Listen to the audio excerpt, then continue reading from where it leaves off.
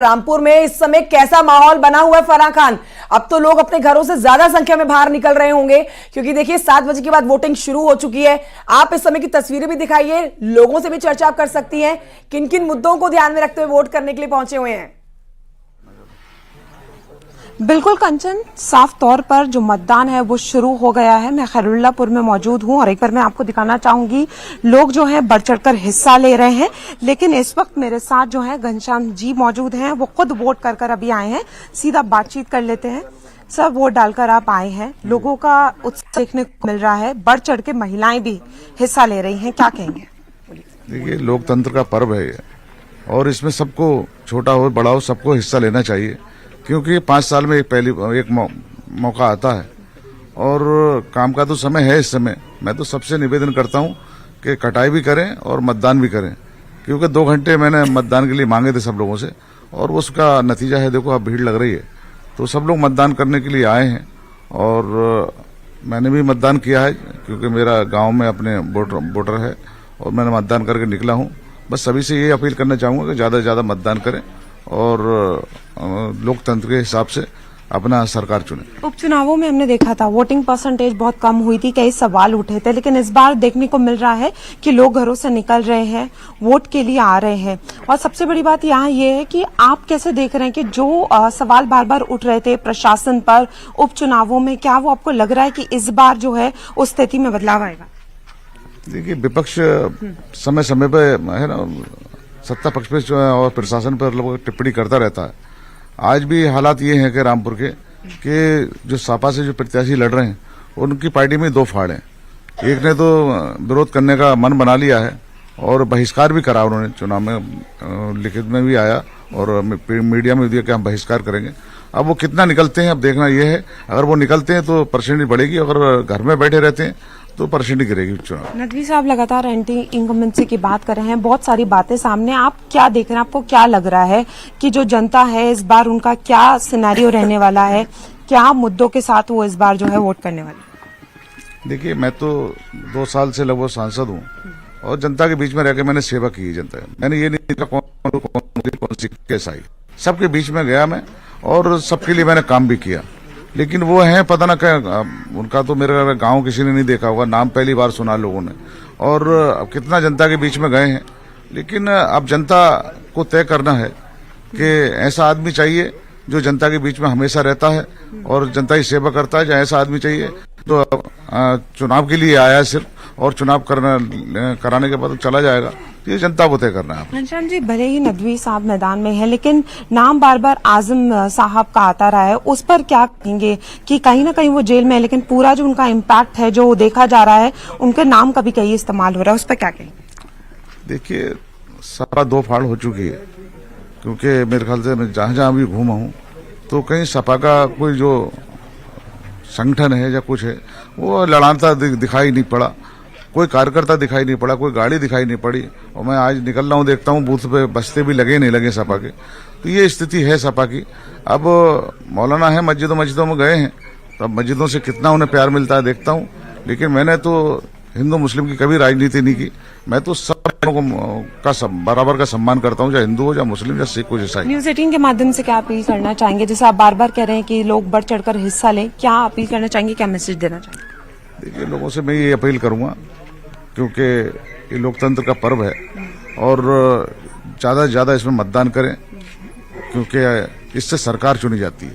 केंद्र की सरकार को चुनना है और मैं तो ये अपील करूं, मोदी जी हमारे देश के प्रधानमंत्री 2 बार रह चुके हैं और तीसरी बार हमारी पार्टी का भी लक्ष्य और जनता ने भी मान लिया है कि तीसरी बार देश का प्रधानमंत्री मोदी जी को बनाना है। तो ज्यादा से ज्यादा आज उत्साह के साथ भारतीय जनता पार्टी के पक्ष में माननीय मोदी जी के लिए मतदान हो रहा है। तो देखिए कंचन, साफ तौर पर आप सुन रही हैं और मैं एक बार आपको फिर दिखाना चाहूंगी, लगातार लोग जो हैं वो आ रहे हैं, बढ़ चढ़कर मतदान। खुद घनश्याम लोधी जी जो हैं वो अपील से ये अपील है कि वो ज्यादा से ज्यादा आए क्योंकि उपचुनावों में ये देखा गया था वोटिंग परसेंटेज बहुत कम थी, लोग घरों से बिल्कुल जितना ज्यादा वोट परसेंट होगा, देखिए जो है वो लोगों में उतनी स्थिति स्पष्ट हो जाएगी। और हमारी सहयोगी घनश्याम लोधी से बात कर रही थी। और आइए इस समय रुक करते हैं आलोक वर्मा जी की तरफ। प्रवक्ता हैं बीजेपी के अशोक यादव जी भी हमारे साथ मौजूद हैं, प्रवक्ता समाजवादी पार्टी। संजय राणा जी हमारे साथ मौजूद हैं, राजनीतिक विश्लेषक। सबसे पहले एक रिएक्शन ले लेते हैं आज पहले चरण के मतदान के ऊपर। आलोक वर्मा जी, आप ही के पास पहले आ जाती हूँ। सबसे ऊपर नाम आप ही का आया है, बीजेपी के प्रवक्ता हमारे साथ हैं।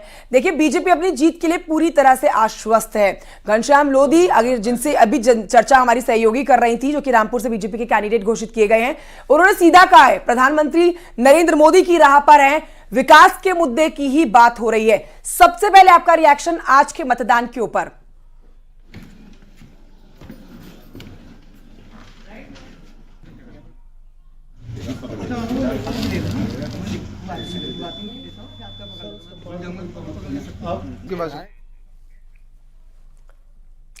आलोक वर्मा जी तक शायद आवाज भी नहीं पहुंची और शायद कुछ तकनीकी गड़बड़ी हो रखी है, उसको दुरुस्त कर लेते हैं। तब तक और मेहमान हमारे साथ मौजूद हैं, उनकी तरफ रुख करेंगे।